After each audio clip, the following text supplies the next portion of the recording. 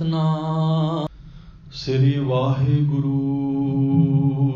ਸਾਹਿਬ ਜੀ। ਸਤਨਾਮ। ਸ੍ਰੀ ਵਾਹਿਗੁਰੂ ਸਾਹਿਬ JIO.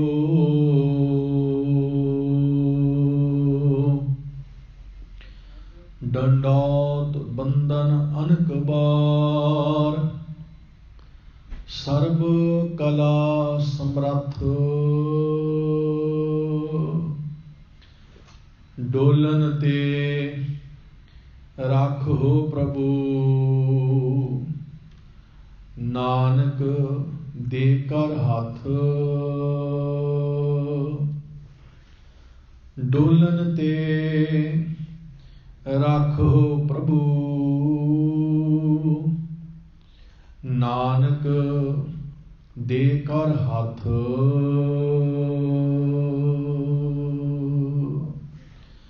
Waheguru ji ਕਾ ਖਾਲਸਾ, ਵਾਹਿਗੁਰੂ ਜੀ ਕੀ ਫਤਿਹ। ਪਰਮ ਸਨਮਾਨਯੋਗ ਸਤਿਗੁਰੂ ਧੰਨ ਧੰਨ ਸਤਿਗੁਰੂ ਸਾਹਿਬ ਸ੍ਰੀ ਗੁਰੂ ਗ੍ਰੰਥ ਸਾਹਿਬ ਮਹਾਰਾਜ ਜੀ ਦੇ ਪਾਵਨ ਪਵਿੱਤਰ ਚਰਨਾਂ ਦੇ ਵਿੱਚ ਜੁੜ ਬੈਠੀ ਗੁਰਸਿੱਖ ਸਾਧ ਸੰਗਤ ਜੀਓ, ਵਡਭਾਗੀ ਹੋ। ਸਤਿਗੁਰੂ ਜੀ ਨੇ ਸਾਡੇ ਸਭਨਾਂ ਦੇ ਉੱਪਰ ਅਪਾਰ ਕਿਰਪਾ ਕੀਤੀ ਹੈ। ਸਾਨੂੰ ਆਪਣੇ ਚਰਨਾਂ ਦੇ ਵੱਲ ਆਉਣ ਦਾ ਬਲ ਬਖਸ਼ਿਆ ਹੈ। ਆਪਣੇ ਚਰਨਾਂ ਦੇ ਵਿੱਚ ਜੁੜ ਬੈਠਣ ਦਾ ਸੁਭਾਗ ਮਹਾਰਾਜ ਜੀ ਨੇ ਬਖਸ਼ਿਸ਼ ਕੀਤਾ ਹੈ। ਗੁਰੂ ਸਵਾਰੇ, ਗੁਰੂ ਕੇ ਕੀਰਤਨੀਏ, ਜਿਨ੍ਹਾਂ ਨੇ ਬਹੁਤ ਪਿਆਰ ਸ਼ਰਧਾ ਨਾਲ ਸੰਪੂਰਨ ਆਸਾ ਕੀ ਵਾਰ ਦਾ ਕੀਰਤਨ ਸੰਗਤ ਨੂੰ ਸਰਵਣ ਕਰਵਾਇਆ ਹੈ। ਸੰਗਤ ਨੇ ਕੀਰਤਨ ਸਰਵਣ ਕਰਕੇ ਆਤਮਿਕ ਆਨੰਦ ਲਿਆ ਹੈ। ਹੁਣ ਆਪ ਜੀ ਦੀ ਸੇਵਾ ਵਿੱਚ ਚੱਲ ਰਹੀ ਲੜੀਵਾਰ ਗੁਰਬਾਣੀ ਦੀ ਕਥਾ ਆਰੰਭ ਹੈ। ਦੱਖਣੇ ਮਹੱਲਾ ਪੰਜਵਾ, ਜੋ ਕਿ ਰਾਗ ਮਾਰੂ ਦੀ ਦੂਸਰੀ ਵਾਰ ਹੈ, ਉਸ ਵਿੱਚ ਕਥਾ ਚੱਲ ਰਹੀ ਹੈ। ਹਜ਼ੂਰ ਰੋਜ਼ਾਨਾ ਸਾਨੂੰ ਜ਼ਿੰਦਗੀ ਦਾ ਇੱਕ ਨਵਾਂ ਰਹੱਸ, ਜ਼ਿੰਦਗੀ ਦੀ ਕੋਈ ਗੁਹਜ ਗੱਲ ਸਾਨੂੰ ਰੋਜ਼ਾਨਾ ਨਵੀਂ ਸਮਝਾਉਂਦੇ ਨੇ। ਜਦੋਂ ਅਸੀਂ ਬਾਣੀ ਨੂੰ ਪ੍ਰੇਮ ਨਾਲ ਪੜ੍ਹੀਏ, ਸੁਣੀਏ, ਫਿਰ ਸਾਨੂੰ ਲੱਗਦਾ ਹੈ ਕਿ ਨਿੱਤ ਕੁਝ ਨਵਾਂ ਹੈ।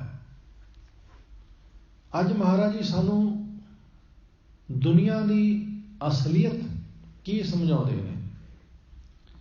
ਪਹਿਲੇ ਸ਼ਲੋਕ ਵਿੱਚ ਹਜ਼ੂਰ ਨੇ ਕਿਰਪਾ ਕੀਤੀ ਹੈ, ਜਿਨ੍ਹਾਂ ਪਿੱਛੇ ਹੋ ਗਈ ਸੇ ਮੈਂ ਪਿੱਛੇ ਕੀ ਰਵਿਆਸ, ਜਿਨ੍ਹਾਂ ਕੀ ਮੈਂ ਆਸੜੀ ਤਿਨਾ ਮਹਿੰਜੀ ਆਸ। ਇਸ ਸ਼ਲੋਕ ਦਾ ਸਿੱਧਾ ਤੇ ਸਰਲ ਜਿਹਾ ਅਰਥ ਹੈ ਕਿ ਜਿਨ੍ਹਾਂ ਦੇ ਪਿੱਛੇ ਮੈਂ ਫਿਰਦਾ ਹਾਂ, ਉਹ ਮੇਰੇ ਪਿੱਛੇ ਫਿਰਦੇ ਨੇ। ਜਿਨ੍ਹਾਂ ਤੇ ਮੈਂ ਆਸ ਰੱਖ ਕੇ ਬੈਠਾ ਹਾਂ, ਉਹ ਮੇਰੇ ਤੇ ਆਸ ਰੱਖ ਕੇ ਬੈਠੇ ਨੇ। ਭਾਵ ਸਭ ਇੱਕ ਦੂਸਰੇ ਦੀ ਗਰਜ ਨਾਲ ਬੱਝੇ ਹੋਏ ਨੇ। ਸਭ ਇੱਕ ਦੂਸਰੇ ਦੇ ਸਵਾਰਥ ਨਾਲ, ਲੋੜ ਨਾਲ ਬੱਝੇ ਹੋਏ ਨੇ। ਕੋਈ ਵੀ ਨਿਰਸਵਾਰਥ ਨਹੀਂ ਹੈ, ਕੋਈ ਵੀ ਗਰਜ ਰਹਿਤ ਨਹੀਂ ਹੈ। ਇੱਕ ਉਮੀਦਵਾਰ ਵੋਟ ਮੰਗਣ ਵਾਸਤੇ ਜਾਂਦਾ ਹੈ, ਘਰ ਘਰ ਜਾਂਦਾ ਹੈ। ਲੋਕਾਂ ਨੂੰ ਲੱਗਦਾ ਹੈ ਕਿ ਸਾਡੇ ਸਿਰ ਤੇ ਹੈ, ਅਸੀਂ ਵੋਟ ਪਾ ਦਈਏ, ਇਹਨੂੰ ਕੁਰਸੀ ਮਿਲ ਜਾਏਗੀ, ਪਦਵੀ ਮਿਲ ਜਾਏਗੀ, ना पाई नहीं मिलेगी। लेकिन जदों वो पदवी ते बैठ जाता है, पहला वो लोड़वंद सी, हुण जिन्हां ने वोट पाई है हुण वो लोड़वंद बन गए ने। पहला वो हथ जोड़दा सी वोट लैण वाला, हुण वोट देण वाले हथ जोड़दे ने। दोनों नूं एक दूसरे ते स्वार्थ है, दोनों एक दूसरे दे नाल जुड़े हुए ने, दोहां नूं एक दूसरे ते मतलब है। बेमतलब दुनिया ते कोई है ही नहीं। विद्वान पुरुष कहते हैं कि मछेरा मच्छी वाल कुंडी सुटदा है, पर मच्छी मछेरे वाल कुंडी नहीं सुटदी। लेकिन दुनिया विच इत्थे दोहां ने एक दूसरे वाल कुंडियां सुटियां होईयां ने। जे मैं तेरा ऐ सवारना है तो तू मेरा की सवारेगा, जे मैं तेरा इन्ना को सवार देवां फिर तेरे तो मैनू की फायदा होएगा। जदों मनुख निरस्वार्थ होकर कुछ करता है ना, जदों मनुख बिल्कुल गरज रहत होकर कुछ करता है, बस ਉਹਨੂੰ ही कहते हैं सेवा। ਉਹਨੂੰ सेवा कहते हैं। सेवा का अर्थ ही ये हुंदा है जिथे कोई कामना ही नहीं है। सेवा का अर्थ ही हुंदा है जिथे कोई मंग ही नहीं है। सेवा का अर्थ ही हुंदा है जिथे कोई गरज नहीं है, उसनों कहते ने सेवा। जिथे गरज है कि मैं गुरु की यह सेवा कर दिंदा हाँ, बदले विच गुरु मेरा यह सवार देगा। मैं धर्म अर्थ रब दे अर्थ इन्हां को दान पुन कर दिंदा हाँ, रब बदले विच मेरा यह सवार देगा। ये ते गरज हो गई, ये ते स्वार्थ हो गया, ये ते एक दूसरे ते लोड़ हो गई। जिहड़ा बंदा साडे काम ना आवे, असीं उहदे नाल सांझ नहीं रखते, असीं उहदे नाल वाह वास्ता नहीं रखते। जां सानू पता होवे कि ये बंदा साडे काम आउण वाला नहीं है, जां साडे काम आउण जोगा ही नहीं है, असीं उहदे नाल संबंध रखते ही नहीं। असीं सीधे शब्दां विच कह दिंदे मैं इहदे तो की लैणा, मैं इहदे तो की लैणा दा अर्थ हुंदा है कि ये तुहाडा कुछ सवारन जोगा है नहीं, जां ये सवार नहीं सकदा। इहदा अर्थ ये हुंदा है। दुनिया स्वार्थ नाल बची हुई है। इसे करके महाराज ने, धन गुरु तेग बहादुर साहब महाराज ने बाणी दे विच किड्डा स्पष्ट फैसला सुनाया है। हजूर कहते ने दारा मीत पूत सनबंधी सगरे धन स्यों लागे, जब ही निर्धन देखियो नरको संग छाड़ सब पागे। महाराज कहते ने सब धन करके एक दूसरे नाल जुड़े हुए हैं। सब तो बड़ा स्वार्थ ही धन है, पैसा है। किसी तो पैसे की आस होवे, बंदा उहदे नाल जरूर किसी ना किसी तरह संबंध जोड़ता है, किसी ना किसी तरह रिश्ता जोड़ता है, किसी ना किसी तरह मिलवर्तन बनाता है। सब स्वार्थ चल रहा है, सब लोड़ चल रही है। धन श्री गुरु रामदास जी महाराज ने तो इथों तक वचन कह दिता, कह लगे मां अपनी कुख विच पुत्र की आस रह के कुख नूं पालदी है। पुत्र की आस लेके, धी दी नहीं, पुत्र की आस। लोग पोते क्यों मंगते हैं, धी क्यों नहीं कोई मंगता? क्योंकि उसदे पिछे कारण है, तो कारण सतगुरु ने समझाया है। क्योंकि उसदे पिछे एक स्वार्थ लुकिया होया है, उसदे पिछे एक गरज लुकी हुई है। वो महाराज गुरु रामदास जी महाराज जी ने सानू समझाई है। हजूर कहते ने मां जे अपनी कुख का ध्यान रखती है, पुत्र की आस लैके, पुत्र ही आवे, बस पुत्र का ही जन्म होवे।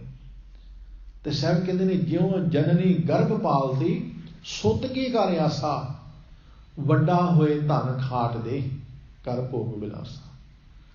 क्योंकि मां बाप नूं लगदा है कि पुत्र आवेगा, वो वड्डा होके कमाई करेगा तो घर नूं लियावेगा। ते जे धी का जन्म हो गया तो लगदा कि जो घर विच है भी जावेगा। सब तो पहला उसका पालन पोषण, फिर उसकी पढ़ाई का खर्चा, फिर उसके ब्याह का खर्चा, फिर उस तो बाद उसनों कुछ ना कुछ दे के ही आना, लेके तो कुछ आना नहीं। पुत्र तो कुछ आउंदा दिसदा, धी तो जांदा दिसदा। इसलिए मनुख नहीं चाहता कि कुछ मेरे हथों जावे, बस आवे, बस आवे। मनुख ने जिंदगी दे विच इक्को ही गल सीखी है, कुछ आवे जावे ना कुछ भी। इसे करके लोग पुत्रां नूं ज्यादा चाहुंदे ने, धीआं नाल उन्ना प्यार नहीं करते, उन्ना संबंध नहीं रखते, वो सोच नहीं रखते। इसलिए हजूर कहते ने सारा संसार सिर्फ ते सिर्फ अपनी लोड़ नाल जुड़िया होया है। सारा संसार स्वार्थ नाल जुड़िया होया है। सारा संसार गरज नाल जुड़िया होया है। जे गरज तो रहत है वो है सतगुरु, जे स्वार्थ रहत है वो है परमात्मा, जे स्वार्थ रहत है वो है कोई महापुरख। उन्होंने किसी नाल कोई स्वार्थ नहीं। सतगुरु नूं किसी नाल कोई गरज नहीं है। सतगुरु नूं किसी ते कोई लोड़ नहीं है। मत सिख ये समझे कि मैं गुरु ग्रंथ साहब नूं मत्था टेकदा हाँ, खबरिया तां ही ये गुरु है। बिल्कुल नहीं, वो गुरु ही है। कोई मत्था टेके ना टेके इस नाल कोई फर्क नहीं पैण लगा। किसी ने गुरु ग्रंथ साहब नूं मत्था टेकना अपनी लोड़ नहीं टेकना, किसी ने बाणी पढ़नी अपनी लोड़ नहीं पढ़नी है। श्री गुरु ग्रंथ साहब नूं इस नाल कोई फर्क नहीं पैण लगा। श्री गुरु ग्रंथ साहब नूं बहुत ज्यादा मनण घट मनण इस नाल कोई फर्क नहीं पैण लगा। सूरज नूं कोई फर्क नहीं पैंदा। कोई अखां मीट के तुरे ते समझे कि खबरिया इहदा नुकसान सूरज नूं होवेगा। कोई अखां ते पट्टी बन के तुरे सोचे खबरिया मैं सूरज नूं देखदा नहीं, सूरज की रोशनी का फायदा नहीं लैंदा, खबरिया सूरज का कोई नुकसान हो जाएगा। सूरज नूं की फर्क पेगा, उसनूं कोई फर्क नहीं पैंदा। सारी दुनिया अखां मीट के तुरे ते सोचे खबरिया सूरज प्रकाश देनों हट जाएगा, सूरज नूं कोई फर्क नहीं पैंदा। सूरज उसे तरह प्रकाश देवेगा, सूरज उसे तरह रोशनी देवेगा, सूरज नूं कोई फर्क नहीं पेगा। सूरज नूं पता भी नहीं चलेगा कि लोग अखां दे पट्टी बन के तुरदे ने, अखां बंद करके तुरदे ने, सूरज नूं पता भी नहीं चलेगा। कोई परमात्मा का नाम जपदा है, इस नाल परमात्मा नूं कोई फर्क नहीं पैण लगा। परमात्मा अपनियां बख्शिशां, सतगुरु अपनियां रहमतां वो वंडी जा रहा है, वो देई जा रहा है। कोई सतगुरु का धन्नवाद करता है, नहीं करता है, इस नाल सतगुरु नूं कोई फर्क नहीं पैंदा। सतगुरु गुरु नानक पातशाह जी ने संसार के भले वास्ते 4 यात्रावां महाराज ने कीतियां, 4 उदासियां महाराज जी ने कीतियां। गुरु नानक पातशाह जी ने संसार के भले वास्ते दुनिया भर के दुख झले। कि गुरु नानक पातशाह जी ने किते कहा कि संसार ने मेरी कोई कदर नहीं पाई? ना, बिल्कुल नहीं। असी तो थोड़ा जिहा किसी का सवार के मुड़ के असी दसदे हां कि इन्हें मेरी कदर नहीं पाई, मैं इहदा बड़ा भला किया, मैं इहदा बड़ा सवारिया, मैं इहनूं इत्थे आए नूं घर रखिया, मैं इहनूं काम ते लाया, मैं आह कीता, मैं ऐह कीता, पर इन्हें मेरी कदर नहीं पाई। पर धन गुरु नानक पातशाह जी ने इन्ना भला किया। गुरु नानक पातशाह जी नालों भला कौन कर सकता ज्यादा? पर सतगुरु ने कदे नहीं कहा कि संसार ने मेरी कदर नहीं पाई। ना, सतगुरु इस चीज़ का लोड़वंद ही नहीं है। सतगुरु स्वार्थी नहीं है। सतगुरु किसी से लोड़ रखता ही नहीं, सतगुरु किसी से गरज रखता ही नहीं। कलगीधर पातशाह जी ने अपना सारा सरबंस वार दिता संसार के भले वास्ते। धन गुरु गोबिंद सिंह साहब जी महाराज ने पिता जी नूं वार दिता, 4 पुत्र वार दिते। हजूर ने आनंदपुर के किले छड़ दिते। सतगुरु ने सब कुछ त्याग दिता गुरु कलगीधर पातशाह जी ने, पर कदे नहीं कहा कि पंथ मेरा सत्कार करे, पंथ मैनू मनदा रहे। नहीं, क्योंकि सतगुरु ये सब कासे तो निरस्वार्थ है। सतगुरु सब कासे तो गरज रहत है, उन्होंने किसी ते गरज नहीं है, उन्होंने किसी ते लोड़ नहीं है।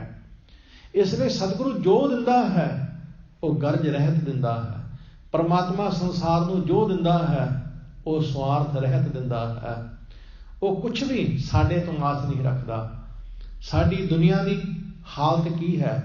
गुरु नानक पातशाह जी कहते हैं, सतियां मन संतोख उपजै, देना कै विचार, दे मंगै सहसा गुणा, शोभ करे संसार। महाराज कहते ने दानी पुरुष दान करते हैं, और 4 तरह के दानी पुरुष विद्वान पुरुषों ने मने हैं।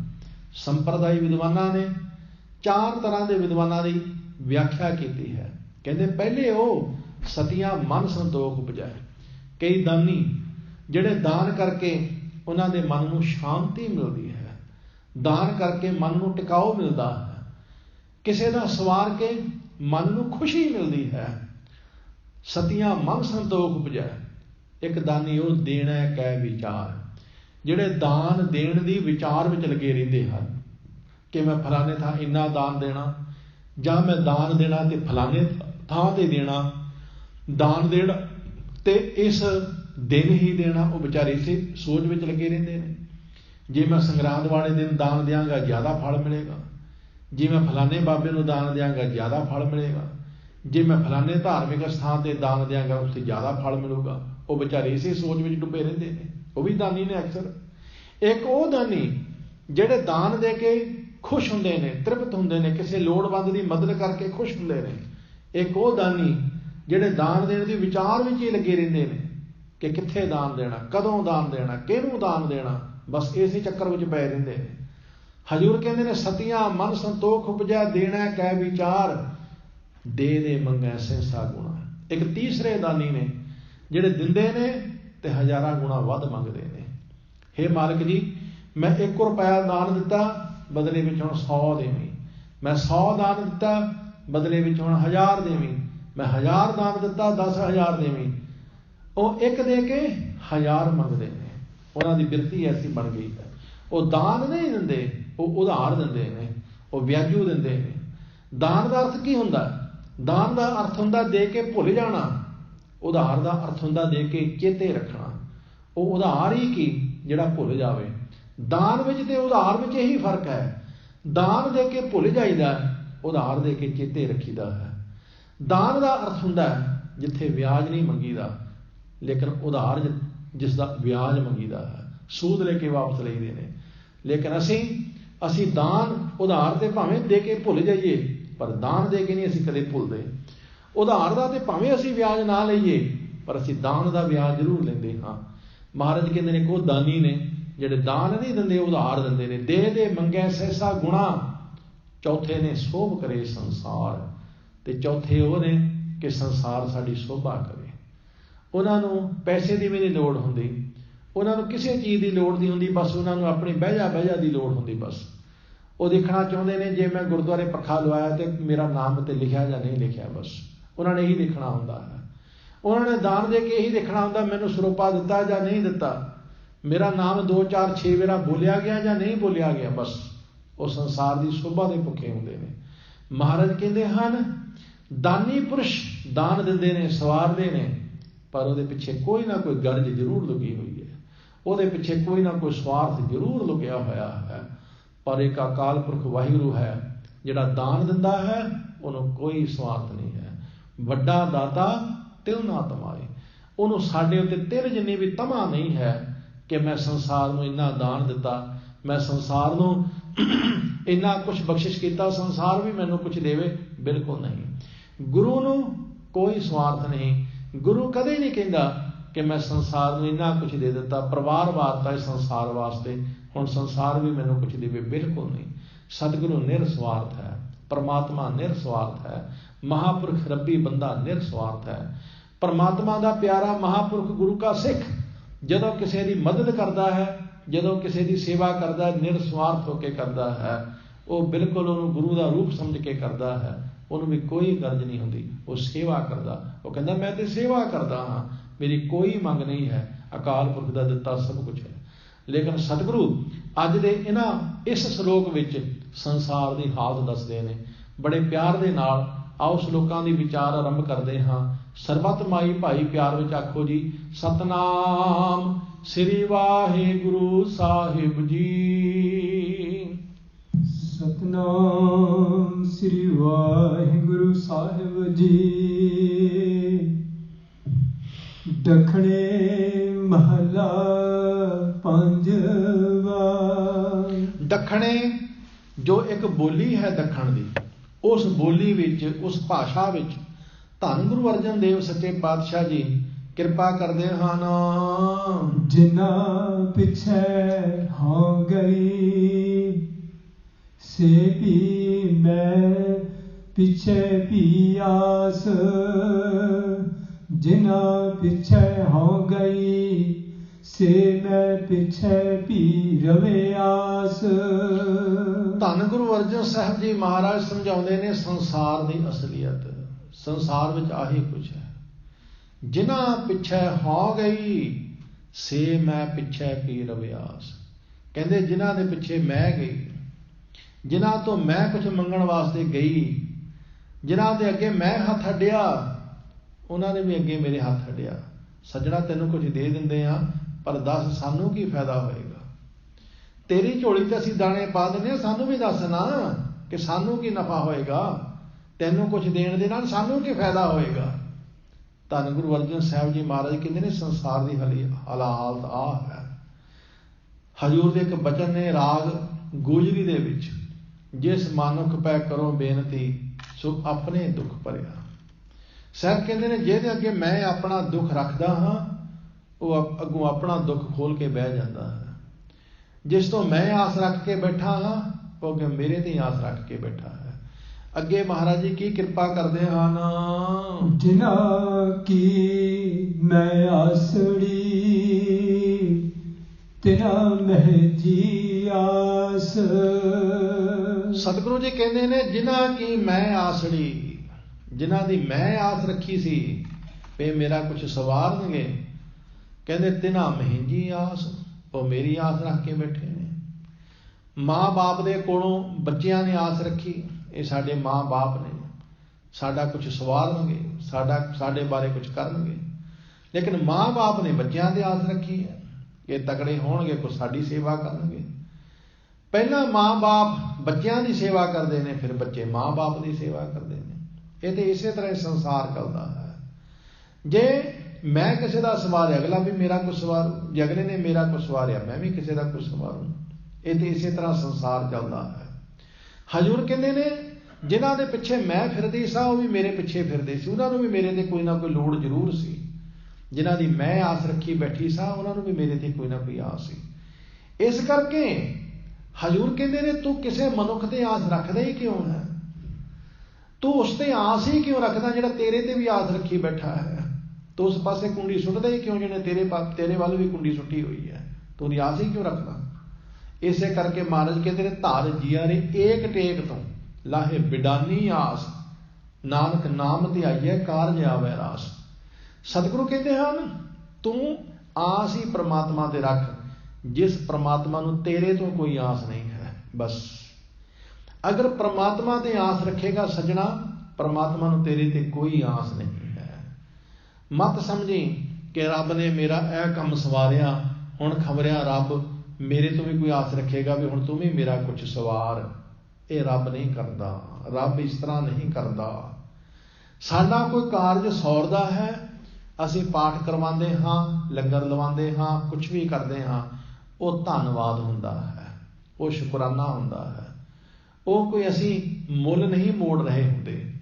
ਉਦਾਹਰਨ ਦੇ ਤੌਰ ਤੇ ਗੁਰੂ ਨੇ, ਪ੍ਰਮਾਤਮਾ ਨੇ ਕਿਸੇ ਨੂੰ ਪੁੱਤਰ ਦੀ ਦਾਤ ਬਖਸ਼ਿਸ਼ ਕੀਤੀ, ਧੀ ਦੀ ਦਾਤ ਬਖਸ਼ਿਸ਼ ਕੀਤੀ, ਤੇ ਹੁਣ ਕੋਈ ਕਹੇ ਕਿ ਮੈਂ ਸੁਖਮਨੀ ਸਾਹਿਬ ਦਾ ਪਾਠ ਕਰਵਾ ਕੇ ਰੱਬ ਦਾ ਉਲਾਂਭਾ ਲਾ ਦਿਆਂ, ਗੁਰੂ ਦਾ ਉਲਾਂਭਾ ਲਾ ਦਿਆਂ, ਤੇ ਕੱਲ ਨੂੰ ਗੁਰੂ ਇਹ ਨਾ ਕਹੇ, ਰੱਬ ਇਹ ਨਾ ਕਹੇ ਲੈ ਵੀ ਮੈਂ ਤੈਨੂੰ ਪੁੱਤਰ ਦਿੱਤਾ ਸੀ ਤੇ ਤੂੰ ਇੰਨਾ ਵੀ ਨਾ ਕਰ ਸਕਿਆ। ਨਾ, ਉਹਨੂੰ ਕੋਈ ਲੋੜ ਨਹੀਂ। ਤੂੰ ਕਰਾ ਨਾ ਕਰਾ, ਤੇਰੇ ਨਾਲ ਕੀ ਫਰਕ ਪੈਣ ਲੱਗਾ? ਉਹ ਤੇ ਬਿਲਕੁਲ ਨਿਰਸਵਾਰਥ ਹੈ। ਹਾਂ, ਤੂੰ ਧੰਨਵਾਦ ਕਰ ਉਹਦਾ, ਬਸ ਮਾਲਕ ਜੀ ਤੇਰਾ ਧੰਨਵਾਦ ਹੈ। ਅਸੀਂ ਰੱਬ ਦੀਆਂ ਦਿੱਤੀਆਂ ਦਾਤਾਂ ਦਾ ਮੁੱਲ ਤੇ ਮੋੜ ਹੀ ਨਹੀਂ ਸਕਦੇ। ਕਿਹੜੀ ਦਾਤ ਹੈ ਜਿਹਦਾ ਅਸੀਂ ਮੁੱਲ ਮੋੜ ਸਕਦੇ ਹਾਂ?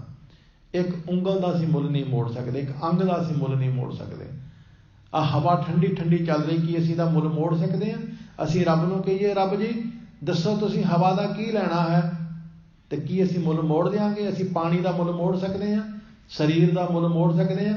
किहड़ी इहो जी वस्तु है जिहदा असीं रब नूं मुल मोड़ सकते हैं? कोई दसो, कुछ किसी चीज़ का मुल नहीं मोड़ सकते।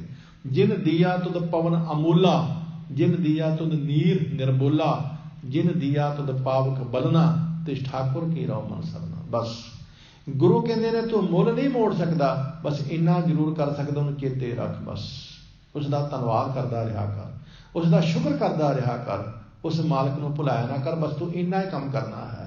जह प्रसाद 36 अमृत खाहे, तिस ठाकुर को रख मन माहे। जह प्रसाद सुगंधत तन लाम है, तिसको सिमरत परमगत पावे। महाराज कहते हैं जिहदी किरपा दे नाल दुनिया के सुख भोगना, बस उन्हें चेते रख थोड़ा जिहा, बस इन्ना ही काम करना। तू उन्होंने याद रखने का काम करना, मोड़ तो कुछ भी नहीं सकता। सो क्यों विसरै जिन्हें सब कुछ दिया, सो क्यों विसरै जे जीवन दिया। इस श्लोक के विच सतगुरु सच्चे पातशाह जी ने सानू ये समझाया है। अगले श्लोक में की कृपा करते हैं ना, महला पंजवा, गिल्ली गिल्ली रोडड़ी, पौधी पव पव आए। धन गुरु अर्जन साहब जी आखते हैं मनुख की हालत एक मक्खी वाली है। मक्खी वाली, तुसीं पिंडां दे विच रहण वाले, पिंडां तो आए हैं, तुहानूं ज़्यादा बजुर्ग बैठे ने, इन्हां नूं ज़्यादा ज्ञान इन्हां गल्लां दा। असीं भी चलो रहे हैं इंडिया विच, हुण भी जाईदा, पर हुण पुराणियां गल्लां चलो नहीं रहियां। वैसे फर्क तो बहुत पै गया। अज जदों गुड़ कढदे हुंदे सी ना, गुड़ ते जिहड़ी गुड़ दी पेसी गिल्ली हुंदी सी ते मक्खी आण के उहदे ते बहिंदी हुंदी सी, बथेरी उडाउणी, उहने फेर गुड़ दी पेसी वल आउणा। ते हुंदा की सी, वो मक्खी हटाया हटाया भी आण के गुड़ की पेसी उत्ते बह जाती सी, ते गुड़ की पेसी हुंदी सी गिल्ली, ते की हुंदा सी विचारी विच फस जाती सी। बस वो बेचारी ऐसी फसदी सी, मुड़ के फिर उड़ नहीं सी सकती, फिर वो कढ़िया भी नहीं सी निकल सकती, ऐसी फसदी सी। महाराज कहते ने उही हालत मनुख दा है। ये माया एक गिल्ली गुड़ की पेसी है, एक गिल्ली गुड़ की रोड़ी है, ते असीं मक्खी की तरह हाँ। सानू गुरु बथेरा हटाउंदे ने, बथेरा हटाउंदे ने, इस मोह माया विच ना फस, पर नहीं, असीं घुम घुम के किसी ना किसी तरीके आण के फिर भी बैठते हैं। चाहे धार्मिक पक्ष तो आ जाइए, चाहे किसी पक्ष तो आ जाइए, असीं खिच्चा तुई कर करूआ के फिर भी असीं माया दे उत्ते आण के बैठते हैं। साडी हालत आ है। हजूर कहते ने गिल्ली गिल्ली रूडड़ी भौंदी भव भव आए। कहते साडी हालत वो है। ये जिहड़ी माया है, इहदे उत्ते असीं आण के उस मक्खी वांग बैठ जाते हैं, पर फिर नहीं उड हुंदा। एक वेरा माया ऐसा फसांदी है, जाल विच मुड़ निकल नहीं सकते। ये माया बहुत शैतान है। धन गुरु अर्जन साहब ने इस संबंधी एक पूरा शब्द उच्चारण किया, राग गौड़ी दे एक पूरा शब्द। साहब कहते ने माया व्यापत बहु प्रकारी, संत जीवै प्रभु ओट तुम्हारी। कई प्रकार नाल, कई तरीकों नाल माया व्यापदी है। व्यापत हरख सोग विस्तार, व्यापत नरक सुरग अवतार, व्यापत धन निरधन पेख शोभा, मूल व्याधि व्यापस लोभा। माया व्यापत बहु प्रकारी, संत जीवै प्रभु ओट तुम्हारी।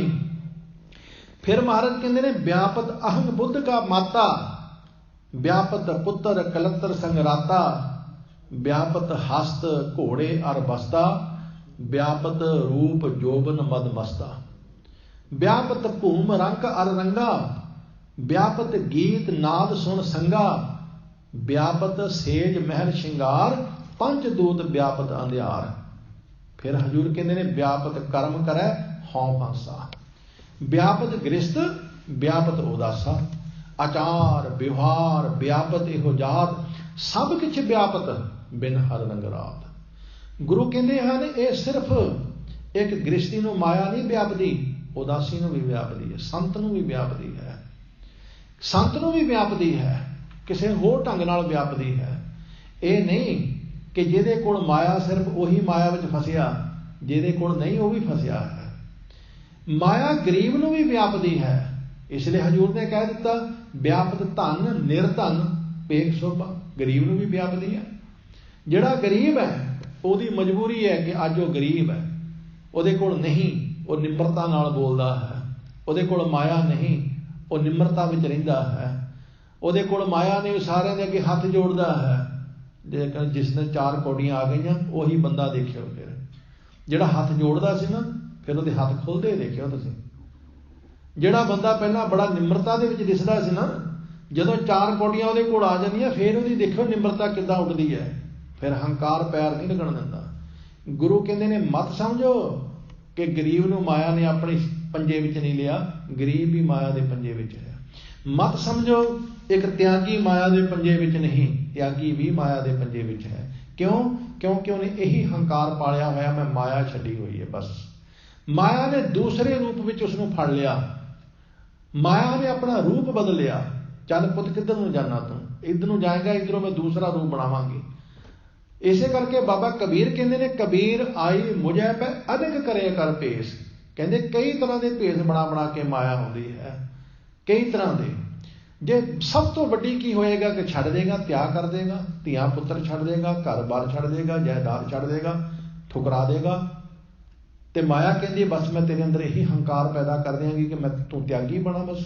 ਤਾਂ ਕਬੀਰ ਕਹਿੰਦੇ ਨੇ, ਕਬੀਰ ਮਾਇਆ ਤਜੀ ਤੋਂ ਕਿਆ ਭਇਆ, ਜੋ ਮਾਨ ਤਜਿਆ ਨਹੀਂ ਜਾਏ। ਮਾਨ ਮੁਨੀ ਮੁਨਵਰ ਗਲੇ, ਮਾਨ ਸਭੈ ਕੋ ਖਾਏ। ਮਾਇਆ ਹੰਕਾਰ ਬਣ ਜਾਂਦੀ ਹੈ, ਹੰਕਾਰ ਬਣ ਕੇ ਫਿਰ ਵਿਆਪਦੀ ਹੈ, ਕੋਈ ਨਾ ਕੋਈ ਰੂਪ ਧਾਰਨ ਕਰ ਲੈਂਦੀ ਹੈ। ਇਸ ਲਈ ਸਤਿਗੁਰੂ ਕਹਿੰਦੇ ਨੇ, ਸੰਤਨ ਕੇ ਬੰਧਨ ਕਾਟੇ ਹਰ ਰਾਏ, ਤਾਂ ਕੋ ਕਹਾਂ ਵਿਆਪੈ ਮਾਏ। ਕਹੋ ਨਾਨਕ ਜਿਨ ਧੂਰ ਸੰਤ ਬਾਈ, ਮਾਈ ਤਾਂ ਕੇ ਨਿਕਟ ਨਾ ਆਵੇ ਮਾਈ। ਕਹੋ ਨਾਨਕ ਜਿਨ ਧੂਰ ਸੰਤ ਪਾਈ, ਤਾਂ ਕੇ ਨਿਕਟ ਨਾ ਆਵੇ ਮਾਈ। ਇੱਕ ਸੰਤ ਰੱਬ ਦਾ ਪਿਆਰਾ, ਉਹਨੂੰ ਮਾਇਆ ਨਹੀਂ ਵਿਆਪਦੀ। ਸਿਮਰਨ ਵਾਲਾ, ਬੰਦਗੀ ਵਾਲਾ, ਉਹਨੂੰ ਮਾਇਆ ਨਹੀਂ ਵਿਆਪਦੀ। ਲੇਕਿਨ ਕਈ ਵਾਰ ਸੰਤ ਕੋਲ ਮਾਇਆ ਬੜੀ ਹੁੰਦੀ ਹੈ, ਲੇਕਿਨ ਸੰਤ ਕੋਲ ਮਾਇਆ ਨਾ ਹੋਣੇ ਦਾ ਅਰਥ ਇਹ ਨਹੀਂ ਕਿ ਉਹ ਸੰਤ ਹੈ, ਲੇਕਿਨ ਉਹਦੇ ਕੋਲ ਮਾਇਆ ਨਹੀਂ तो ਸੰਤ ਹੈ। ਜੇ ਮਾਇਆ ਹੈ तो ਸੰਤ ਨਹੀਂ, ऐसा कुछ भी नहीं है। ਕੋਈ ਵੀ ਜਦੋਂ ਮਾਇਆ ਦੀ ਸਹੀ ਵਰਤੋਂ ਕਰਦਾ ਹੈ, ਬਸ ਉਹੀ ਸੰਤ ਹੈ। ਜਦੋਂ ਅਸੀਂ ਇਸੇ ਮਾਇਆ ਦੇ ਨਾਲ ਨਸ਼ੇ ਕਰਦੇ ਹਾਂ, ਇਸੇ ਮਾਇਆ ਨਾਲ ਅਸੀਂ ਵਿਸ਼ੇ ਭੋਗਦੇ ਹਾਂ, ਇਸੇ ਮਾਇਆ ਦੇ ਨਾਲ ਅਸੀਂ ਦੂਸਰਿਆਂ ਦਾ ਕਤਲ ਕਰਵਾਉਂਦੇ ਹਾਂ, ਇਸੇ ਮਾਇਆ ਦੇ ਨਾਲ ਅਸੀਂ ਗਰੀਬ ਤੇ ਜ਼ੁਲਮ ਕਰਦੇ ਹਾਂ, ਇਸੇ ਮਾਇਆ ਦੇ ਨਾਲ ਅਸੀਂ ਧੀਆਂ ਚੋਰੀ ਕਰਦੇ ਹਾਂ, ਬਸ ਸਮਝੋ ਅਸੀਂ ਮਾਇਆ ਵਿੱਚ ਫਸ ਗਏ ਹਾਂ। ਪਰ ਜਦੋਂ ਇਸੇ ਮਾਇਆ ਨਾਲ ਅਸੀਂ ਭਲਾ ਕਰਦੇ ਹਾਂ, ਇਸੇ ਮਾਇਆ ਨਾਲ ਕਿਸੇ ਦਾ ਸਵਾਰਦੇ ਹਾਂ, ਤੇ ਸਮਝ ਲਓ ਮਾਇਆ ਸਾਡੀ ਗੁਲਾਮ ਬਣ ਗਈ ਹੈ।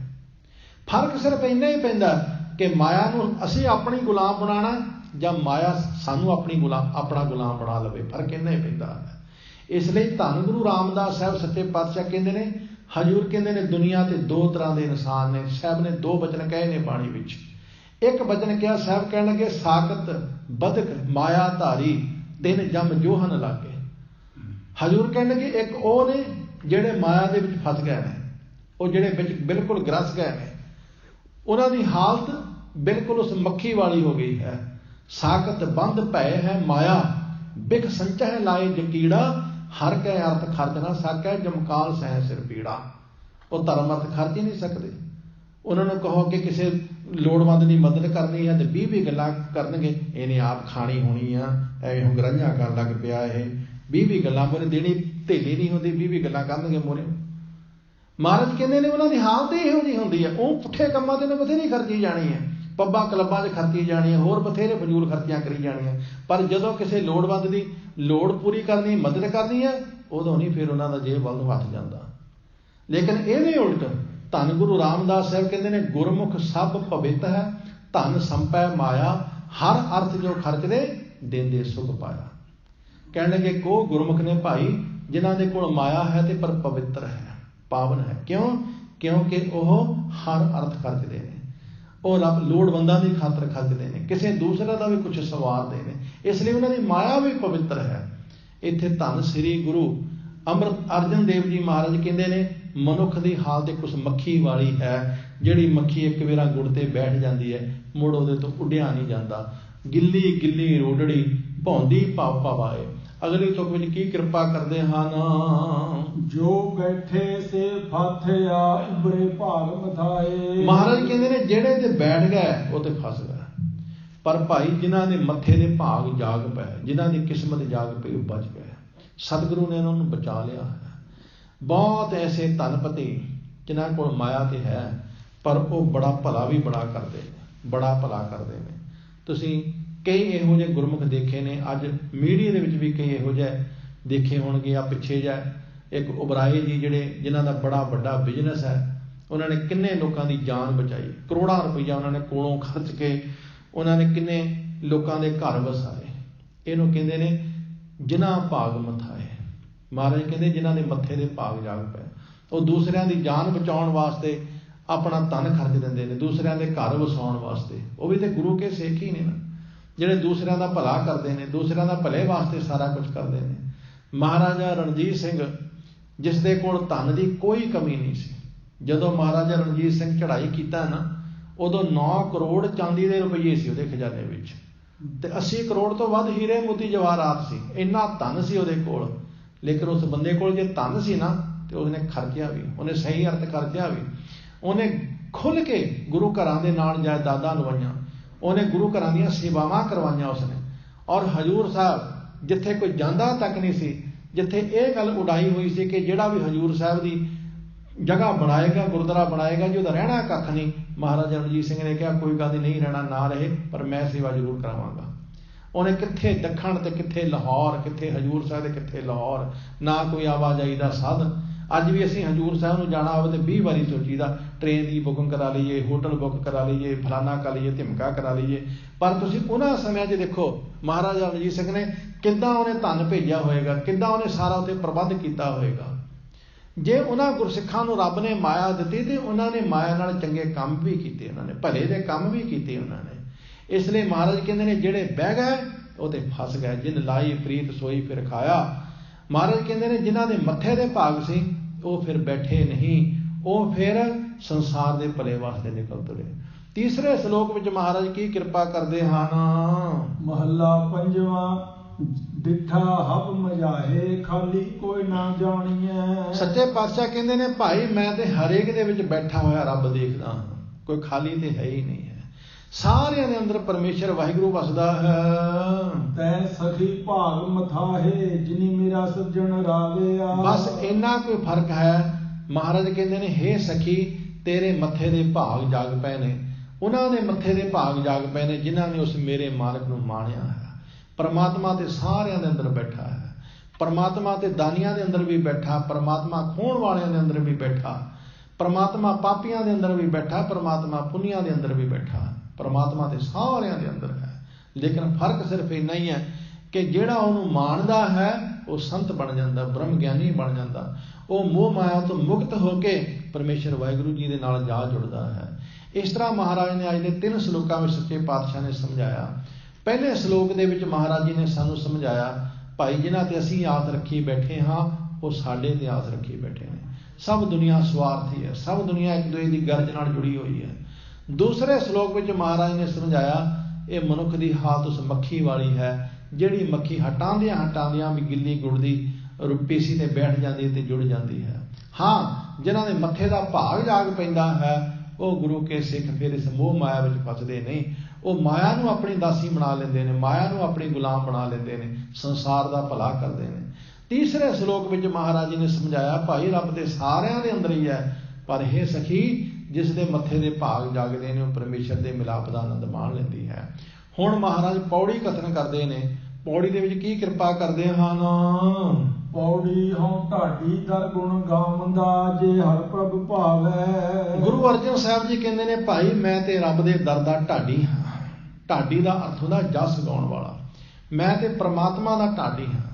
ਮੈਂ ਤੇ ਉਹਦੇ ਦਰ ਤੇ ਉਹਦੇ ਗੁਣ ਗਾਉਂਦਾ ਹਾਂ, ਉਹਦੀਆਂ ਸਿਫਤਾਂ ਕਰਦਾ ਹਾਂ ਜੇ ਕਿਤੇ ਪ੍ਰਮਾਤਮਾ ਨੂੰ ਪਾ ਜਾਵਾਂ, ਜੇ ਕਿਤੇ ਉਹਨੂੰ ਚੰਗਾ ਲੱਗ ਜਾਵਾਂ। ਭਾਵ ਮੈਂ ਕੁਛ ਨਹੀਂ ਮੰਗਦਾ, ਮੇਰਾ ਕੋਈ ਸਵਾਰਥ ਨਹੀਂ ਹੈ। ਮੈਂ ਜਿਹੜੇ ਉਹਦੇ ਗੁਣ ਗਾਉਂਦਾ ਹਾਂ ਉਹ ਨਿਰਸਵਾਰਥ ਹੋ ਕੇ ਗਾਉਂਦਾ ਹਾਂ, ਗਰਜ ਰਹਿਤ ਹੋ ਕੇ ਗਾਉਂਦਾ ਹਾਂ। ਬਸ ਇਹੀ ਅਰਦਾਸ ਕਰਦਾ ਹਾਂ ਮਾਲਕ ਜੀ ਮੈਨੂੰ ਇਹ ਦਾਤ ਬਖਸ਼ਿਸ਼ ਕਰੋ ਕਿ ਮੈਂ ਰੰਗ ਵਿੱਚ ਆਣ ਕੇ, ਪਿਆਰ ਵਿੱਚ ਆਣ ਕੇ, ਵਜਦ ਵਿੱਚ ਆਣ ਕੇ ਤੇਰੇ ਗੁਣ ਗਾਉਂਦਾ ਰਹਾਂ। ਪ੍ਰਭ ਜੀਓ ਤੂੰ ਮੇਰੋ ਸਾਹਿਬ ਦਾਤਾ, ਕਰ ਕਿਰਪਾ ਪ੍ਰਭ ਦੀਨ ਦਿਆਲਾ, ਗੁਣ ਗਾਵੋ ਰੰਗ ਰਾਤਾ। ਹੇ ਮਾਲਕ ਰੰਗ ਵਿੱਚ ਰੱਤ ਕੇ ਤੇਰੇ ਗੁਣ ਗਾਵਾਂ। ਧੰਨ ਗੁਰੂ ਅਰਜਨ ਸਾਹਿਬ ਕਹਿੰਦੇ ਨੇ ਮੈਂ ਤੇ ਰੱਬ ਦੇ ਦਰ ਦਾ ਢਾਡੀ ਹਾਂ। ਮੈਂ ਉਹਦੇ ਗੁਣ ਗਾਉਂਦਾ ਹਾਂ ਕਿਤੇ ਰੱਬ ਨੂੰ ਮੈਂ ਭਾ ਜਾਵਾਂ, ਕਿਤੇ ਰੱਬ ਨੂੰ ਮੈਂ ਪ੍ਰਵਾਨ ਹੋ ਜਾਵਾਂ। ਪ੍ਰਭ ਮੇਰਾ ਥਿਰ ਥਾਵਰੀ ਹੋਰ ਆਵੇ ਜਾਵੇ। ਸੱਚੇ ਪਾਤਸ਼ਾਹ ਕਹਿੰਦੇ ਨੇ ਰੱਬ ਹੀ ਤੇ ਮੇਰਾ ਥਿਰ ਥਾਵਰੀ ਹੈ, ਟਿਕਿਆ ਹੋਇਆ ਹੈ, ਬਾਕੀ ਤੇ ਸਭ ਕੁਝ ਆਉਂਦਾ ਜਾਂਦਾ ਹੈ। ਕੀ ਮੰਗਾ ਰੱਬ ਤੋਂ? ਮੈਂ ਉਹ ਕੁਛ ਮੰਗਾ ਜੋ ਵਿਨਾਸ਼ ਹੋ ਜਾਣ ਵਾਲਾ ਹੈ, ਜਿਸ ਨੂੰ ਧੰਨ ਗੁਰੂ ਨਾਨਕ ਸਾਹਿਬ ਜੀ ਮਹਾਰਾਜ ਵੀ ਕਹਿੰਦੇ ਨੇ, ਜਿਸ ਨੂੰ ਬਾਬਾ ਕਬੀਰ ਜੀ ਵੀ ਕਹਿੰਦੇ ਨੇ ਕਿਆ ਮੰਗੋ ਕਿਛ ਥਿਰ ਨਾ ਰਹਾਈ। देखत नैन चलियो जग जाई। कहने लगे की मंगा? वो मंगा जो थेरी नहीं है, जो टिकिया होया ही नहीं है, जो सदीवी नहीं। इसलिए महाराज कहते ने मैं तो रब दे दर दा ढाडी हाँ, रब ही टिकिया होया है, बाकी तो सब कुछ आउण जाण वाला है। आ गया चला गया, चला गया आ गया, ये इसे तरह हेर फेर चलता रहता है। सो मंगा दान गोसाइया जित भुख लै जावे। महाराज कहते ने मैं उस गोसाई मालक तो वह मंगदा हाँ जिहदे नाल मेरी भुख लै जावे। मन की भुख, तन की भुख नहीं, मन की भुख। मन की भुख जिहड़ी है ना ये बड़ी प्रबल है। मन नहीं रजदा। असीं रोजाना बचन पढ़ते हैं गुरु नानक पातशाह जी का, भुखिया भुख ना उतरी जे बन्ना पुरियां पार।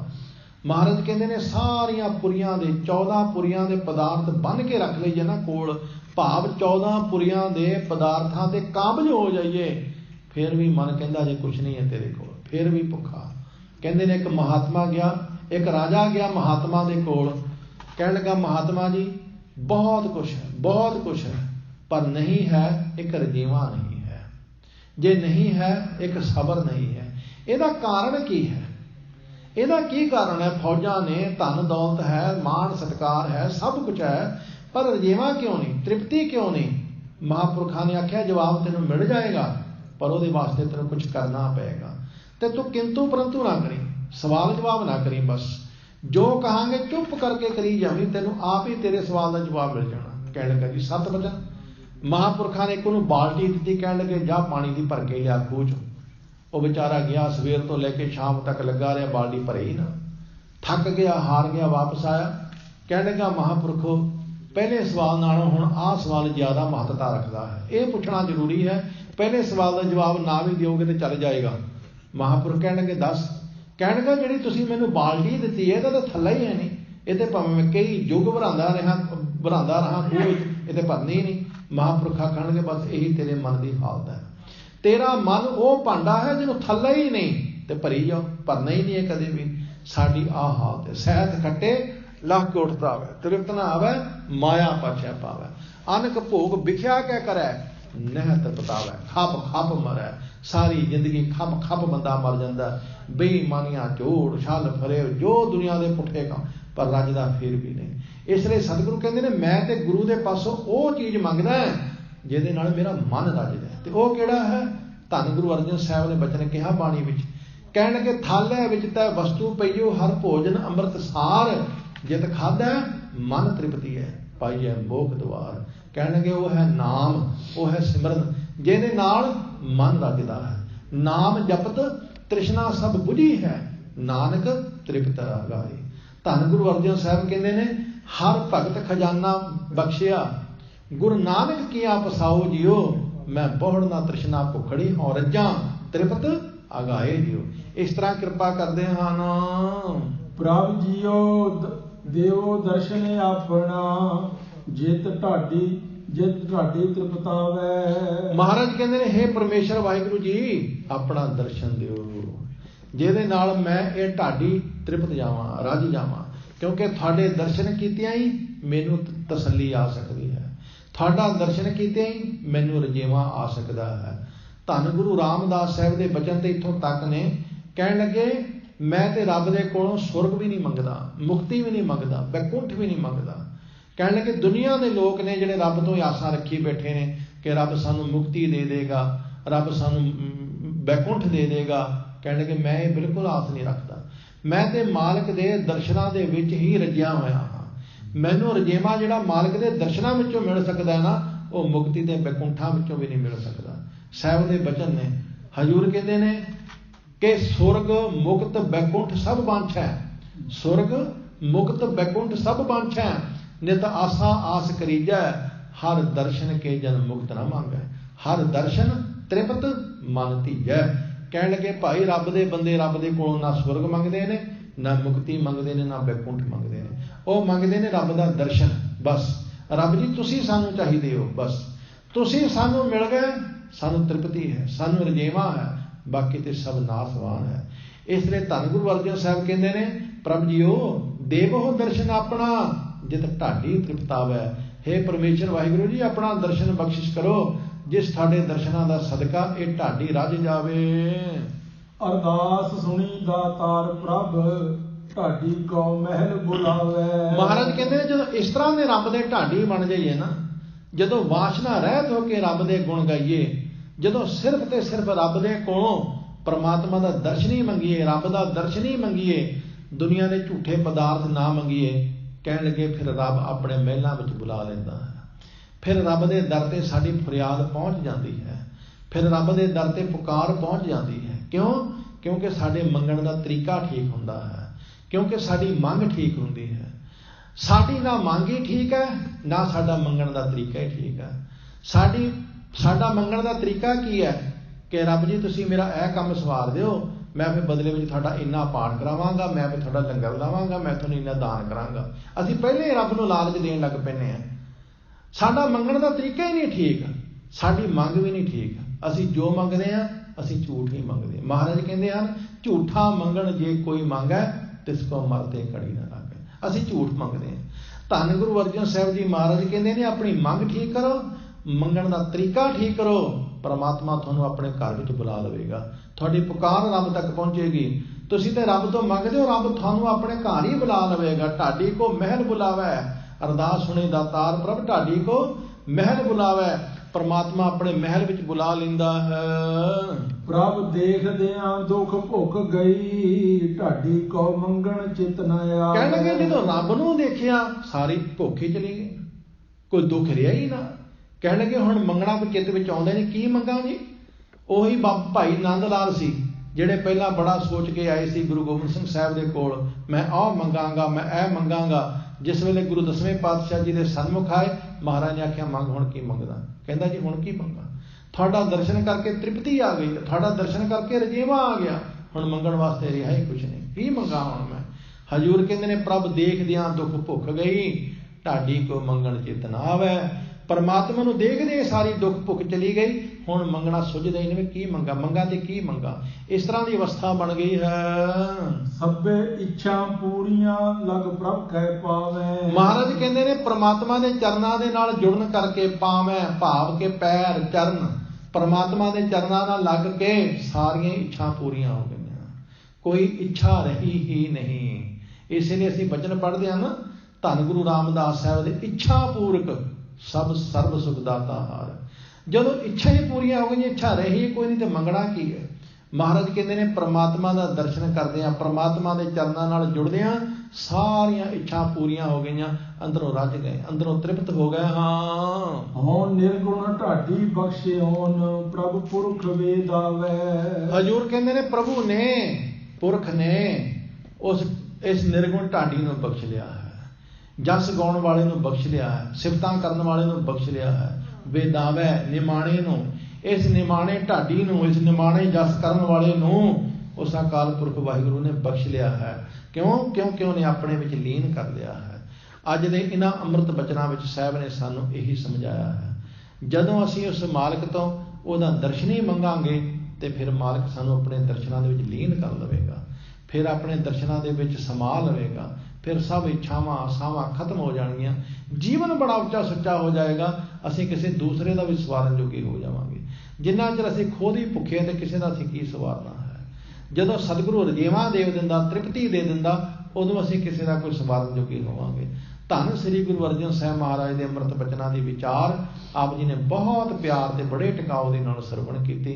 ਕਥਾ ਦੇ ਸਤਿਕਾਰ ਵਿੱਚ ਬੇਅੰਤ ਮਾਇਆ ਅਰਦਾਸ ਕਰਵਾਈ। ਸਤਿਗੁਰੂ ਸਭਨਾਂ ਦੀਆਂ ਕਿਰਤ ਕਮਾਈਆਂ ਵਿੱਚ ਮਹਾਰਾਜ ਬਰਕਤਾਂ ਪਾਉਣ, ਸਰੀਰਕ ਤੰਦਰੁਸਤੀ, ਗੁਰਸਿੱਖੀ ਜੀਵਨ ਮਹਾਰਾਜ ਬਖਸ਼ਿਸ਼ ਕਰਨ। ਪਿਆਰ ਵਿੱਚ ਸਰਬੱਤ ਮਾਈ ਭਾਈ ਫਤਿਹ ਬੁਲਾਓ ਜੀ। ਵਾਹਿਗੁਰੂ ਜੀ ਕਾ ਖਾਲਸਾ, ਵਾਹਿਗੁਰੂ ਜੀ ਕੀ ਫਤਿਹ।